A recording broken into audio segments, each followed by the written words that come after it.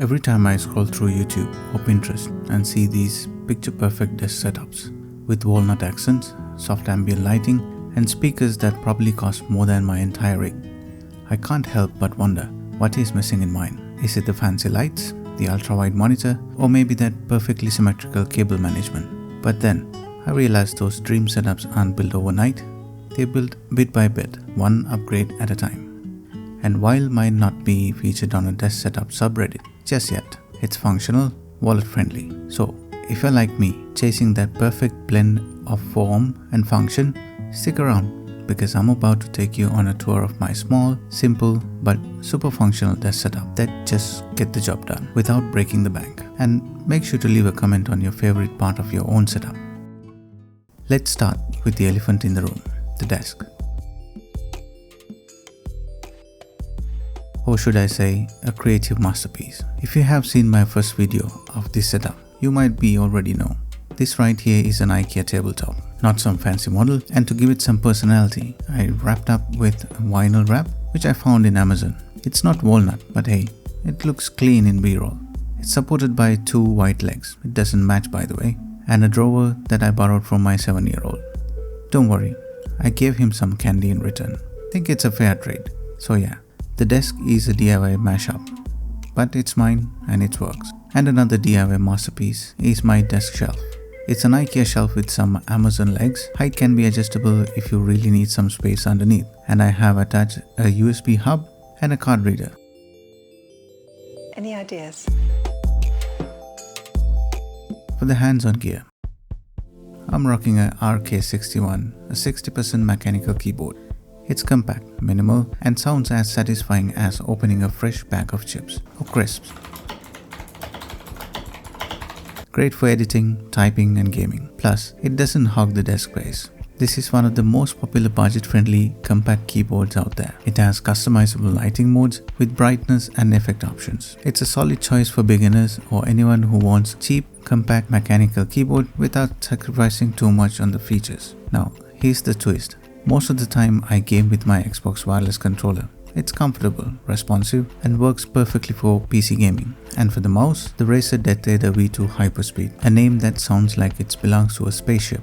It's wireless, super responsive, and perfect for both casual gaming and everyday work. Honestly, it came down to 3 things: ergonomics, wireless freedom, and brand trust. I wanted something that would work well both for gaming and productivity, without all the cable clutter, of course. Together, they are a killer combo for anyone looking to keep things sleek but functional.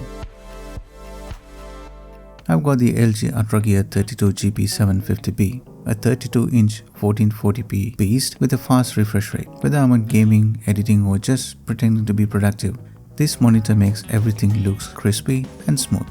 I have mounted in a monitor mount from Game On, something cheap but heavy duty for big screen. Even though monitor comes with a stand, this way I can get a bit more desk real estate.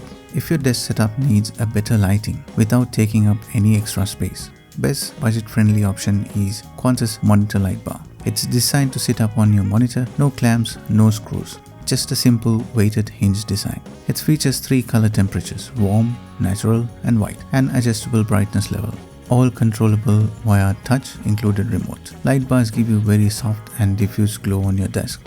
Make sure you buy the right one for your monitor. For audio, it's a bit of a mix.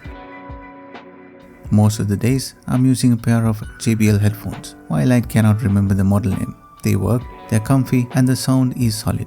Still, not that I'm going to keep them forever. I'm thinking of moving towards Edifier MR4s. Or let me know which one should I go with. Sometimes I switch up between my PlayStation headset because yes, it connects and get the job done. Most of my voiceovers are done with this cheap Fifine or Fifine mic. While it's not the best thing money can buy, it works for now. Surely, I should have done a little bit more research before buying this. Well, we all made mistakes. But then, the lessons you will learn stick with you for lifetime. Now, for the heart of the setup, the PC. This is a custom build put together by yours truly. Inside we have got an AMD Ryzen 5 processor, a Radeon RX 6800 XT graphic card, 32 GB of RAM on a MSI motherboard, all housed in sleek Lian Li O11 mini case. This thing handles everything I throw at it, from gaming to editing, endless YouTube rabbit holes. It works well. And yes, I built it by myself. So if it looks a little messy, just I spent hours trying to hide cables behind panels and pretending I know what I was doing. So yeah, my desk setup isn't perfect, but it's mine, built slowly, upgraded piece by piece, yet a lot of work to be done. If you're working on your own setup, remember, you don't need to start with the perfection. Start with what you have and improve it one upgrade at a time. And hey, maybe all it takes to make you smile at your own desk is a little bit of walnut twist. If you enjoyed this tour, drop a like and hit that subscribe button for more real tech talk and project friendly gear. You might see a new upgrade bit by bit, so stay tuned for that. This is Tech Wired, signing off my humble metal station. I'll see you in the next one.